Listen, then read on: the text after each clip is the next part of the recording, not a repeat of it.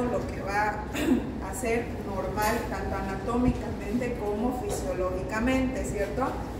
Entonces, dentro de ellas vamos a recordar que los pulmones son órganos importantes, es un órgano par, no se olvide, que va a estar localizado a nivel de la caja torácica, justo a cada lado del corazón, ¿de acuerdo? Entonces tenemos un pulmón derecho y un pulmón izquierdo. Anatómicamente van a tener diferencias marcadas, dentro de ellas, por ejemplo, la disposición de sus lóbulos.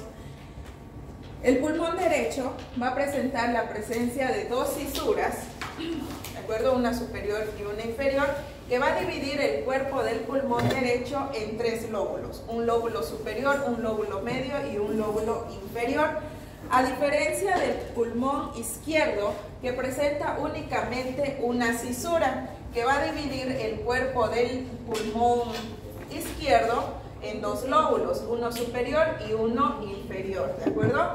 De la misma forma, debido a la disposición del corazón, el pulmón izquierdo va a presentar una impresión digital que va a ser denominada la língula, es decir, la zona en la cual la punta del corazón llega a apoyarse sobre el pulmón izquierdo, ¿está bien? Para llevar a cabo su función principal, que va a ser el intercambio gaseoso, el pulmón va a estar conectado por medio de conductos especiales hacia las vías respiratorias superiores, ¿de acuerdo? Entonces recordemos que el parénquima pulmonar propiamente dicho, donde se va a llevar a cabo el intercambio gaseoso, va a formar parte de lo que son las vías respiratorias inferiores, ¿está bien? Estas van a estar comunicadas con las vías respiratorias superiores a través de la cavidad nasal por medio de las fosas nasales. Va a continuarse con la región de la faringe. Esta es una zona anatómica muy especial, ya que va a ser una zona donde se va a poder comunicar tanto las vías respiratorias con las vías digestivas, ¿de acuerdo? Sobre todo en la zona de la nasofaringe y la orofaringe, ¿está bien? Por eso es que muchas veces cuando estamos, por ejemplo, comemos rápido o al momento de comer hablamos y prácticamente, así sea una micropartícula de comida que pase a las vías respiratorias, que genera una molestia que va a ser la tos frecuente, hasta poder eliminar esa micropartícula o esa porción de arroz o de frijol que se pasa, porque no corresponde a las vías respiratorias, sino que tendría que pasar a las vías digestivas, ¿de acuerdo? Se va a continuar con una disposición de una porción cartilaginosa con una estructura anatómica cilíndrica de aspecto, constituido en mayor proporción por una capa cartilaginosa que va a corresponder a la tráquea. Esta a su vez se va a ramificar y va a continuarse en una bifurcación con lo que son los bronquios, ¿de acuerdo? Estos a su vez van a subdividirse, un bronquio principal para cada lóbulo pulmonar. Entonces, quiere decir, por ejemplo, que a nivel del pulmón derecho va a haber la disposición de 3 bronquios lobares, es decir, uno para cada lóbulo, uno superior, uno medio y uno inferior. A diferencia del pulmón izquierdo, va a recibir 2 bronquios lobares, ¿de acuerdo? Estos bronquios van a tener una disposición de células estratificadas, planas, ciliadas, y también van a tener la disposición de grandes cantidades de glándulas secretoras de moco, ¿de acuerdo? A su vez van a poder distinguirse en una disposición de ramificaciones más pequeñas que van a corresponder a los bronquios primarios, los secundarios y los terciarios, ¿está bien? Es decir, estructuras cada vez más pequeñas. Estos a su vez van a terminar en estructuras mucho más pequeñas que van a ser los bronquiolos, ¿de acuerdo? Estos bronquiolos van a finalizar a nivel de la comunicación con los sacos alveolares. Recordemos entonces la tráquea, dijimos que va a ser una estructura que en mayor proporción va a tener una disposición de tejido cartilaginoso y hialino, ¿está bien? Entonces va a tener la disposición de diferentes capas que hacen que se diferencie tanto del bronquio como del bronquiolo. Vamos a tener entonces una disposición de interno a externo, Una capa epitelial que mencionamos anteriormente va a estar formada por células epiteliales estratificadas, ciliadas, que quiere decir van a tener pequeñas microvellosidades, continuándose con una capa propia submucosa y sobre todo la capa que va a ser que se diferencie de las otras estructuras, va a ser una capa mucho más gruesa de tejido cartilaginoso y hialino, y por último va a estar revestido por una adventicia, tejido conjuntivo laxo, ¿de acuerdo? Sin embargo, los bronquios, si bien van a poseer también una disposición de estas túnicas, la diferencia va a ser que van a ser mucho más delgadas a diferencia que la de la tráquea. Sin embargo, el bronquiolo no va a poseer tejido cartilaginoso y tampoco va a poseer glándulas secretoras de moco, ¿de acuerdo? Sin embargo, los bronquios y las tráqueas sí van a tener glándulas que puedan secretar o formar moco, ¿está bien? De esta forma, por ejemplo, cuando nosotros nos resfriamos, ¿qué es lo que sucede? Comenzamos a toser, ¿cierto? ¿Por qué? Ya que los microorganismos van a ingresar a través de las vías respiratorias, van a ser, en otras palabras, atrapadas por los cilios que forman parte del revestimiento interno, tanto de la tráquea como de los bronquios, y estos a su vez van a encapsular por la secreción de moco toda esta concentración de microorganismos, y a través del reflejo de la tos van a eliminar ese microorganismo invasor de las vías respiratorias estériles, ¿está bien? Lo mismo va a ocurrir en el caso, volvemos a mencionar, de que se nos pase, por ejemplo, un grano de arroz durante el periodo de la alimentación. Es un componente que no forma parte de las vías respiratorias y por lo tanto, como mecanismo de defensa, se va a activar el reflejo de la tos, ¿de acuerdo?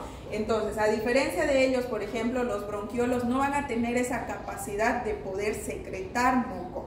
Más al contrario, la secreción de moco que va a encapsular esos mecanismos invasores van a poder llegar a localizarse a nivel de las paredes del bronquio y de los bronquiolos.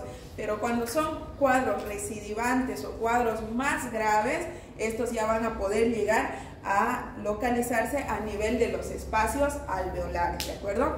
Entonces recordemos que las vías respiratorias se van comunicando a través de conductos o redes que van a finalizar en zonas mucho más pequeñas. Entonces, los bronquiolos van a llegar a comunicarse con los sacos alveolares formando un acino pulmonar. Estos sacos alveolares van a tener la disposición de diferentes estructuras celulares especializadas que van a revestir sus paredes y a su vez van a llegar a presentar pequeños espacios libres. Toda esta red altamente vascularizada por medio de la disposición de capilares van a llevar a cabo la función del intercambio gaseoso, ¿de acuerdo? Entonces recordemos que las paredes alveolares o las paredes del parénquima pulmonar propiamente dicho van a estar revestidos por células especializadas. ¿Se acuerdan cuál es la unidad funcional del pulmón?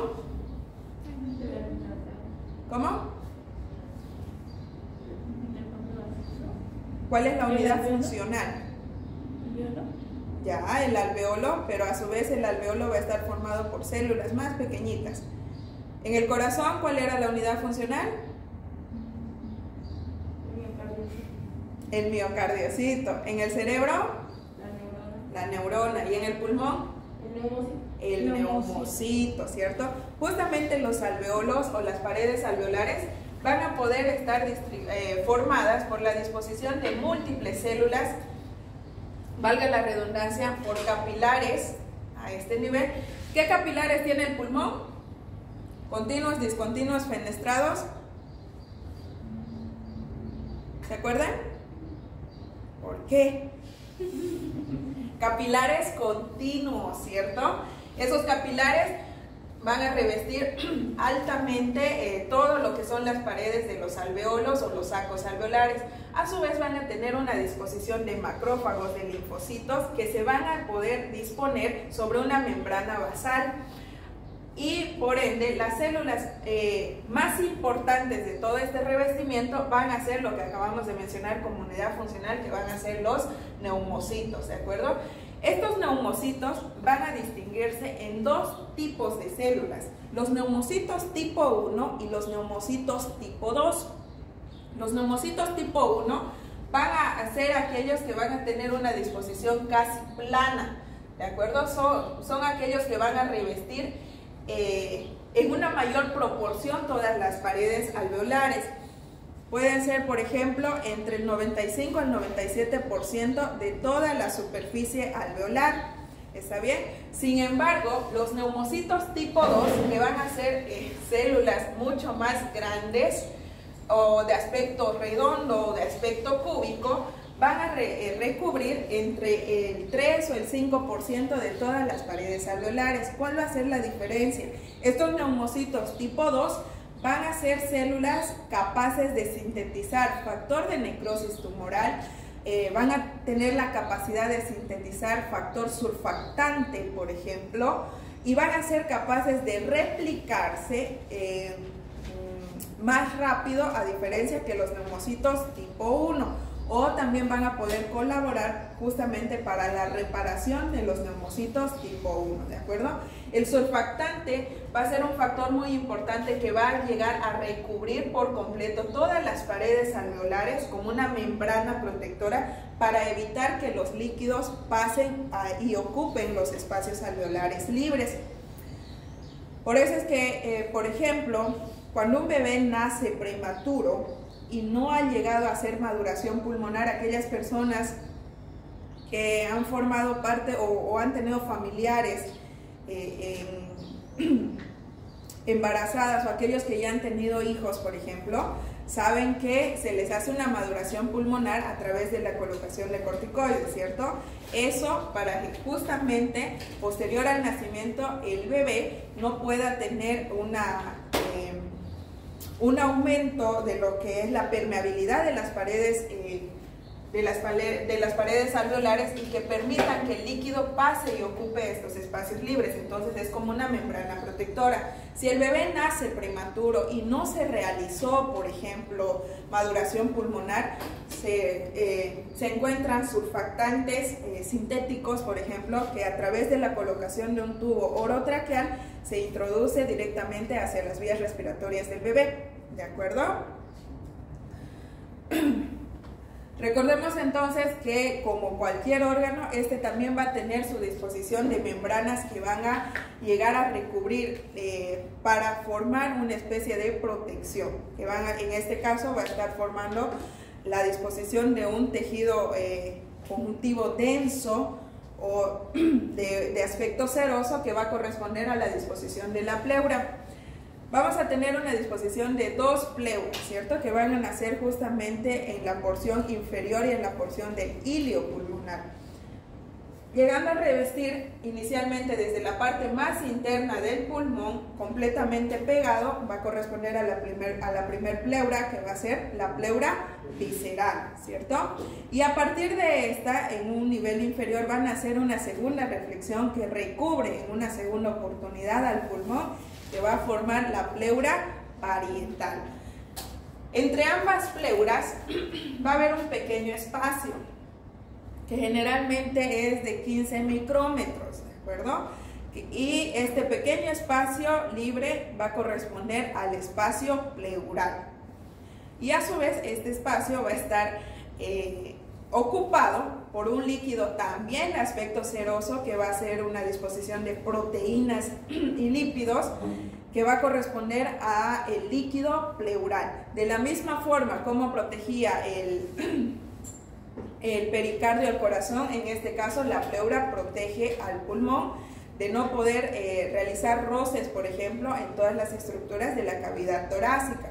Entonces, cada vez que el pulmón se llegue a expandir, este líquido pleural se va nuevamente a expandir desde la base hasta los ápices para tratar de funcionar como una especie de amortiguador, ¿de acuerdo? Este líquido pleural generalmente puede estar entre los 20 o 15 ml. Cuando hay un mayor acúmulo o un mayor volumen de este líquido pleural, lo vamos a conocer como derrame pleural, ¿de acuerdo? Que lo vamos a ver un poquito más adelante. Hace un momento hablamos de la disposición o la ramificación de los bronquios, ¿cierto? Recordemos entonces que un bronquio va a finalizar a nivel de los sacos alveolares, pero esta disposición se va a corresponder a la formación de los acinos pulmonares. Entonces, un bronquiolo terminal, por ejemplo, la porción final del bronquiolo terminal va a llegar a conectarse con los conductos alveolares. Y los conductos alveolares, a su vez, van a desembocar a nivel de los sacos alveolares, ¿de acuerdo? Esta disposición o esta formación van a formar un acino pulmonar. Entonces, no se olviden, un acino pulmonar va a estar formado, por la porción final del bronquiolo terminal, ¿de acuerdo? Van a estar formados por lo que son los conductos alveolares y van a finalizar a nivel de los alveolos. ¿Está bien? Si va a ser pregunta de examen, sí, pregunta de examen. ¿Cómo está formado un acino pulmonar? Porción final del bronquiolo terminal, conductos alveolares y sacos alveolares. ¿Está bien? Ahora, la agrupación de 3 o 5 acinos pulmonares o más acinos pulmonares van a formar un lobulillo pulmonar. ¿Está bien? ¿Se entiende esto? Sí. ¿Por qué es importante reconocer esto? Estamos mencionando cómo es que llega a formarse un acino pulmonar. Van a haber patologías como en el enfisema, por ejemplo, que va a llegar a únicamente afectar la porción media del acino. En este caso, los conductos alveolares, por ejemplo. Sin embargo, tanto el bronquiolo terminal como los sacos alveolares van a estar intactos. ¿Está bien? Entonces es importante reconocer justamente esto para llegar a identificar este tipo de patologías. Esto, no se olviden, la estructura de un acino o de un lobulillo pulmonar lo vamos a recordar en enfisemas pulmonares. Entonces, el parénquima pulmonar, dijimos que va a estar representado por la disposición de múltiples acinos pulmonares, ¿cierto? Que van a corresponder a las porciones finales de las vías respiratorias. Esta disposición de los acinos pulmonares va a estar en relación con la anatomía o la división de cada pulmón. Entonces, dependiendo de cuántos bronquios, cuántos acinos pulmonares llega a presentar cada uno de los pulmones, vamos a poder dividir anatómicamente o topográficamente al pulmón con segmentos broncopulmonares, ¿de acuerdo? Es decir, la relación entre el número de bronquios con el parénquima pulmonar. De esta forma vamos a poder identificar 10 segmentos broncopulmonares para cada pulmón.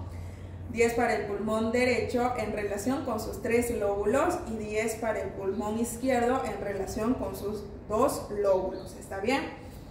¿Por qué se los estoy mencionando? Esto no está en el libro, para aquellos que ya repasaron en el libro, esto no está en el libro, pero es muy importante que lo lleguemos a reconocer, ya que van a poder identificar anatómicamente zonas de lesión o zonas en las cuales el parénquima pulmonar se esté modificando por patologías que sean recurrentes, ¿de acuerdo? Ustedes llevan anatomía de corte, ¿cierto? ¿Cuál es la importancia de la anatomía de corte? Que justamente una estructura puede presentar diferentes ángulos, diferentes caras, ¿cierto? Que van a poder ser visibles o no desde un ángulo. En este caso, por ejemplo, si hablamos acerca de el lóbulo inferior del pulmón derecho, en un plano anterior, es decir, de adelante hacia atrás, únicamente voy a poder visualizar 2 segmentos broncopulmonares. Sin embargo, cuando tengo un plano oblicuo, voy a poder ver, aparte de estos 2 que van a ser visibles, voy a poder ver otro segmento broncopulmonar que esté en una región mucho más posterior, ¿de acuerdo? Entonces, esto no va a ser pregunta de examen, pero es importante que lo conozcan, ¿de acuerdo? Uno de los estudios más importantes que van a estar asociados a la identificación o a los diagnósticos de las patologías pulmonares. Va a ser una placa radiográfica de tórax o una placa tomográfica de tórax, ¿de acuerdo? Antes de ir a lo más complejo. Para ello tenemos que identificar que una radiografía, por ejemplo, va a ser la definición de diferentes estructuras a través de la proyección de la radiación, valga la redundancia. Y dependiendo de la resistencia que genere la estructura hacia la emisión de la radiación, se va a poder hacer visible la estructura o no. En este caso, por ejemplo, a la emisión de la radiación, el aire ejerce muy poca resistencia, es decir, nada de resistencia. Por eso es que se va a ver con una coloración oscura, ¿está bien? Sin embargo, la densidad de tejido celular subcutáneo o grasa va a ejercer una ligera resistencia. Por eso es que se va a ver con una coloración grisácea oscura. La densidad de agua ejerce una mayor resistencia a diferencia de la densidad de grasa. Entonces se va a ver con una coloración de gris claro. Sin embargo, la densidad de calcio, por ejemplo, ejerce una resistencia mucho más marcada y va a llegar a disponer todo lo que es la estructura blanca con bordes completamente definidas que van a seguir el trayecto de la disposición de calcio y van a poder tener bordes altamente definidos. Por ejemplo, si llega a haber una fractura, ustedes van a poder ver que se marca, si no es desplazada, hay una línea que divide la continuidad ósea, ¿cierto? ¿Por qué se debe eso? Porque al haber discontinuidad ósea se limita una densidad de aire, ¿cierto? Entonces por eso es que podemos ver una línea negra cuando estamos frente a una fractura, ¿está bien? Sin embargo, la densidad de metal, esta sí ejerce una mayor resistencia, por eso es que se va a ver de una coloración mucho más blanquecina, brillante y con bordes altamente definidos. ¿Por qué se los estoy mostrando? Porque, vuelvo a repetir, las patologías pulmonares en la mayoría de las veces van a ser diagnosticadas no solamente con la exploración física, sino que también a través de una placa radiográfica de tórax, ¿de acuerdo? Por ejemplo, esta es una placa radiográfica de tórax normal. ¿Cómo sé que está normal? Por ejemplo, ¿y cómo sé si está en inspiración profunda o en expiración profunda? ¿Quiénes de aquí se han realizado placas radiográficas de tórax? ¿Nadie? 1, 2, 3. Gracias. Cuando se van a realizar la placa radiográfica de tórax, ¿qué les dice el radiólogo? Inspiren, ¿no? O les dice meta aire. Tienen que inspirar profundo para ver en otras palabras, cuánto de aire está ingresando a nivel de los pulmones, ¿de acuerdo? Entonces, al haber aire en los pulmones, esto se va a ver con una coloración. Si es densidad de aire, se tiene que ver con una coloración negra, ¿cierto? Muy bien.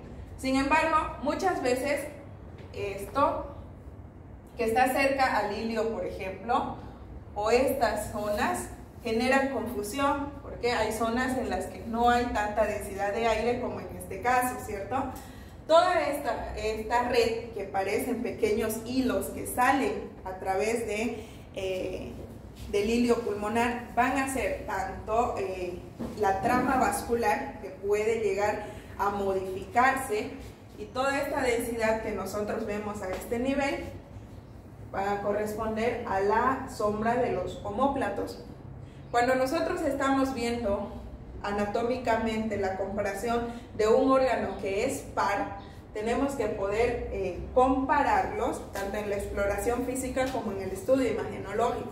¿Qué quiere decir? Si esta densidad que a este nivel me disminuye la coloración de aire, se encuentra presente a este nivel, también va a ser algo que puede estar normal. Va a ser diferente que en este caso sea mucho más grande y en este caso sea mucho más pequeño, o cambie la densidad, es decir, en este se vea más blanco y en este se vea más opaco, ¿de acuerdo?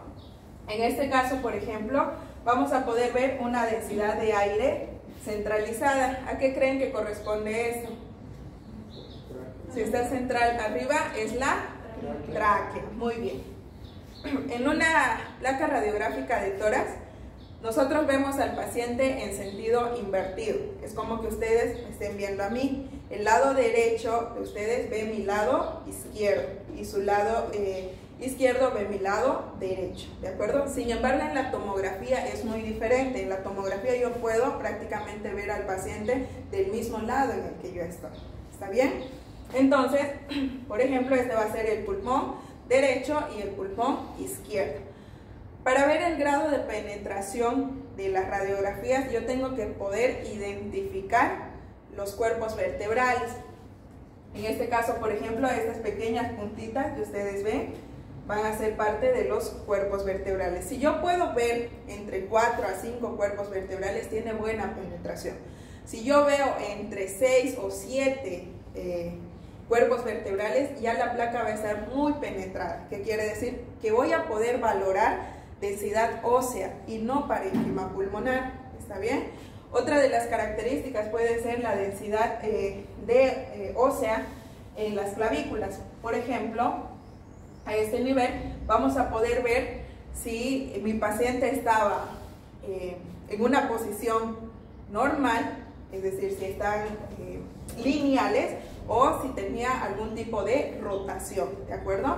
Entonces, para ello, por ejemplo, vamos a identificar la sombra de las clavículas, que tienen que estar distantes, es decir, la distancia entre la clavícula derecha y la clavícula izquierda en relación a los cuerpos vertebrales tiene que ser similar.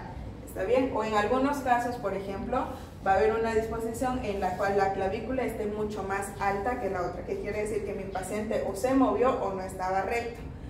Vamos a ver rotaciones, por ejemplo, cuando veamos problemas de escoliosis, es decir, situaciones patológicas en las cuales la columna vertebral no esté rectilínea, ¿de acuerdo? Si bien nosotros sabemos que tienen una forma de S itálica, se puede llegar a aumentar esta, generando una encorvación, o puede incluso llegar a ser rectilíneo, ¿de acuerdo? En este caso sí va a rotar la placa de tórax, ¿está bien?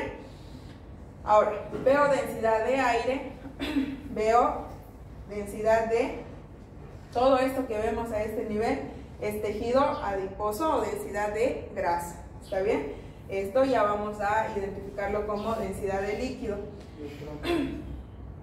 Ahora, a este nivel podemos ver la silueta de los cuerpos de las costillas, ¿cierto? Cuando nosotros inspiramos, es decir, cuando metemos bastante cantidad o volumen de aire, ¿qué es lo que pasa con los pulmones? Los pulmones se expanden, ¿cierto? Por lo tanto, la caja torácica también tiene que expandirse.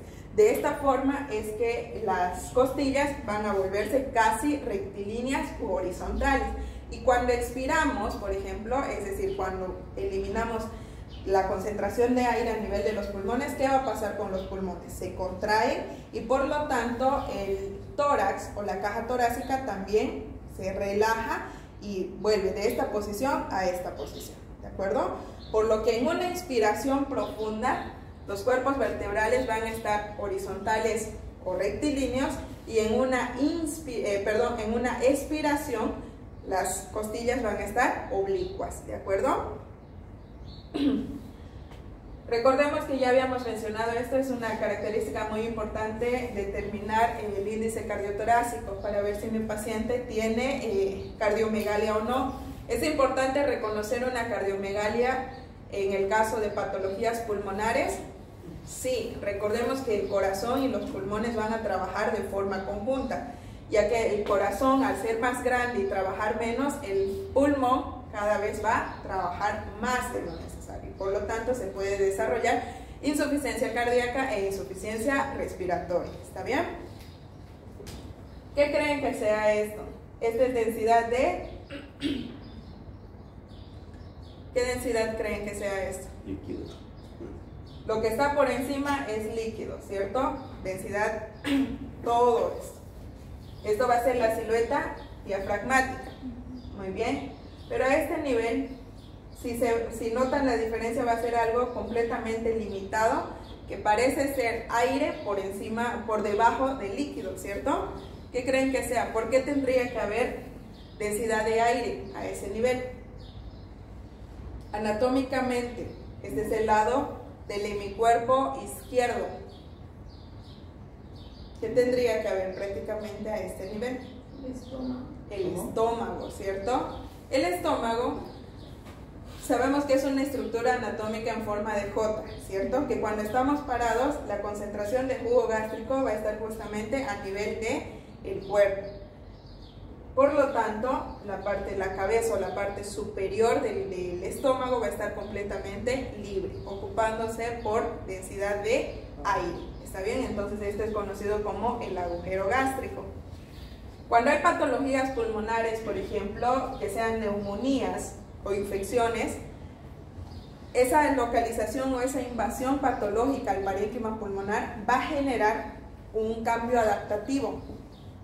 ¿Qué quiere decir? Que esa zona del parénquima pulmonar va a ser una zona en la cual haya mayor requerimiento de oxígeno, mayor requerimiento de irrigación, ¿de acuerdo? Por lo tanto, va a haber un aumento de la trama vascular. ¿Se acuerdan que cuando vimos patologías vasculares mencionamos tres conceptos? Una de ellas eran las modificaciones de las arterias en base a cambios de presión o de volumen. ¿Se acuerdan a qué corresponde? La modificación vasculogenia, angiogenia, arteriogenia, ¿cierto? Entonces, en estos casos, por ejemplo, sí se van a dar casos de arteriogenia en caso de procesos patológicos, ya que va a haber aumento de la trama vascular. O en algunos casos, por ejemplo, puede haber disminución de la trama vascular. ¿Está bien? O en zonas, por ejemplo, de fibrosis, incluso los mismos vasos sanguíneos se pueden llegar a calcificar. Si yo les muestro esta imagen, por ejemplo, ¿creen que sea una placa radiológica normal o patológica? Solo viendo los cambios de densidad. ¿Por qué es normal?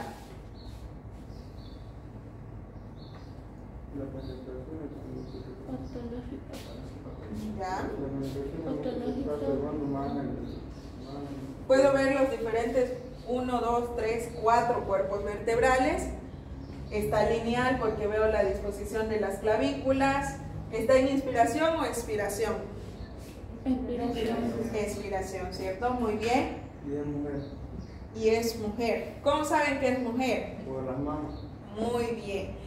Generalmente, cuando no llegamos a relacionarnos mucho con las radiografías, por ejemplo, esta zona tiene mucho más densidad de aire, ¿cierto? A diferencia de esta zona, que parece ser una zona con otro tipo de densidad. Lo que tenemos que llegar a reconocer va a ser que esa densidad, en este caso, simula estar dentro del parénquima pulmonar, ¿cierto? Sin embargo, a este nivel que se encuentra en ambos lados, esto está por fuera del parénquima pulmonar. Por lo tanto, al estar presente en los dos lados, estar por fuera del pulmón, más probable es que esto sea algo extrapulmonar, ¿de acuerdo? Y al estar en ambos es completamente normal. Si toman en cuenta el tamaño y la disposición, por ejemplo, de la densidad, es similar en ambos lados. Generalmente este cambio de densidades, por ejemplo, se las va a poder ver en personas o en mujeres que tengan gran masa mamaria, por ejemplo, o bustos grandes, o en personas que tengan prótesis, ¿de acuerdo? Va a cambiar la densidad, pero no quiere decir que sea algo patológico. Sería muy diferente que encontrar solo esta lesión a este nivel, en el caso de que no se llegara a localizar a este nivel, por ejemplo, y estaría completamente dentro del pulmón. Pero en caso de ser una lesión, generalmente no tiene bordes tan definidos. ¿Está bien?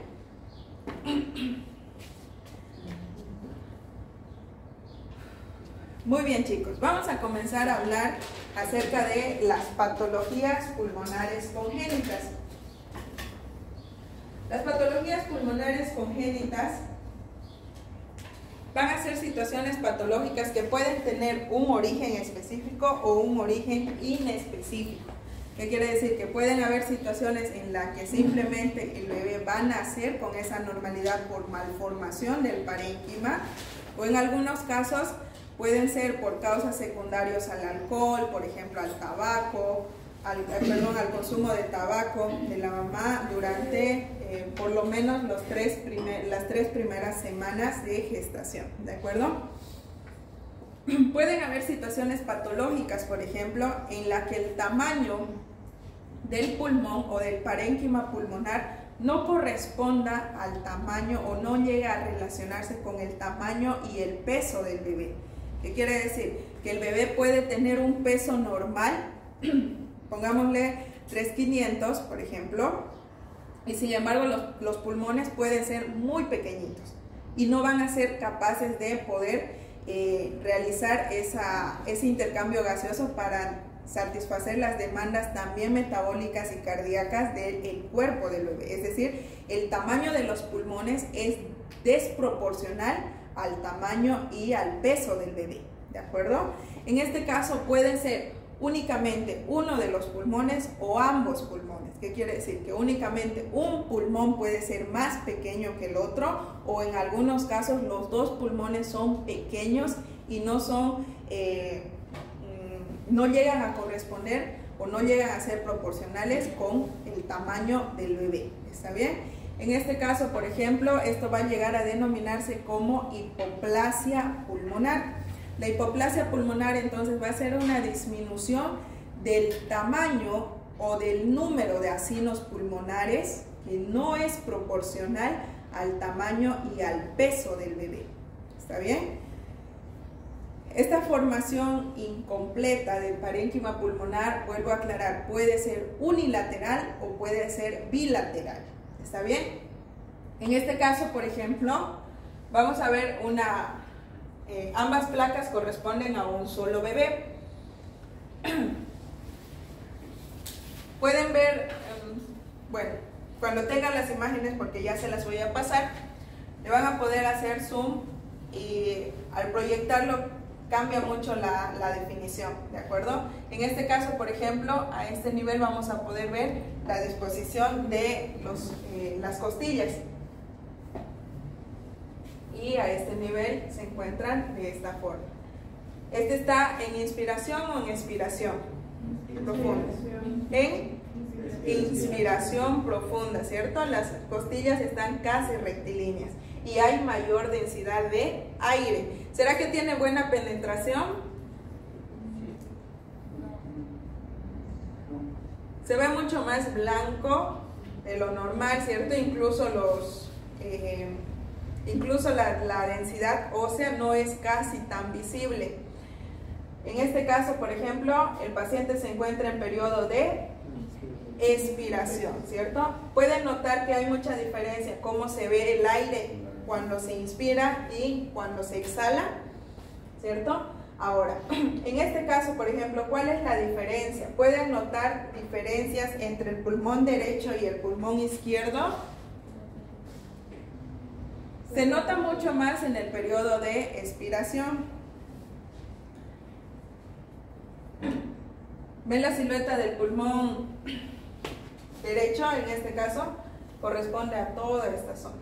Sin embargo, ojo, el corazón obviamente está por encima, parte del pulmón izquierdo, pero vamos a poder ver únicamente esta región. ¿Qué pasa con el pulmón izquierdo a diferencia del pulmón derecho? Es mucho más pequeño y delgado, ¿cierto?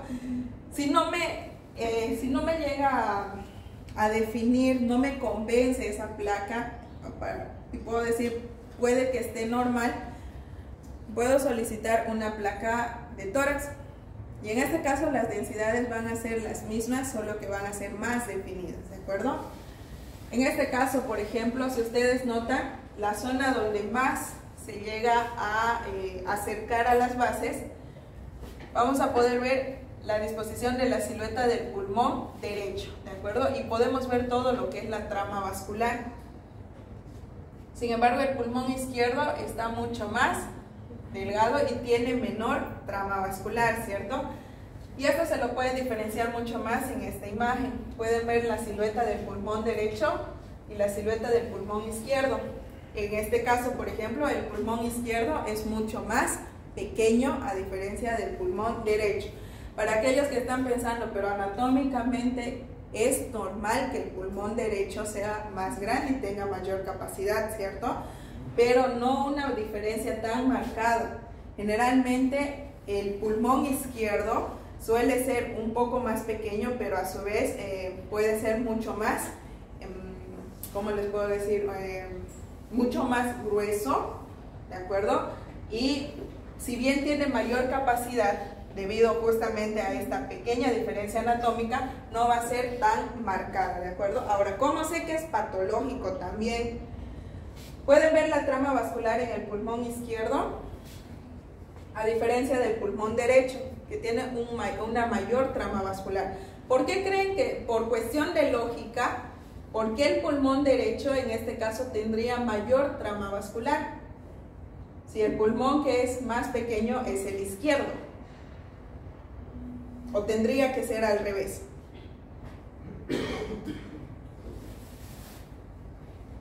Si estamos hablando de órganos pares, si uno funciona menos, automáticamente el otro tiene que comenzar a aumentar su capacidad funcional. ¿Qué quiere decir? El pulmón izquierdo, al ser más pequeño, al tener menor asinos pulmonares, por lo tanto menor espacios alveolares, va a tener una menor capacidad de función. Y esa menor capacidad de función va a tratar de ser suplantado o va a ser colaborado por la función del pulmón derecho, ¿de acuerdo? Lo que le va a dar la característica de que el pulmón derecho, al trabajar más, va a requerir mayor irrigación sanguínea. Por eso es que el pulmón derecho va a tener mayor trama vascular, ¿de acuerdo? Entonces esto es una hipoplasia pulmonar. ¿Qué hora es, chicos? Ya, secuestro lo vamos a ver en la práctica, ¿de acuerdo? Secuestro pulmonar. ¿Me puede comenzar una lista, por favor? Por favor.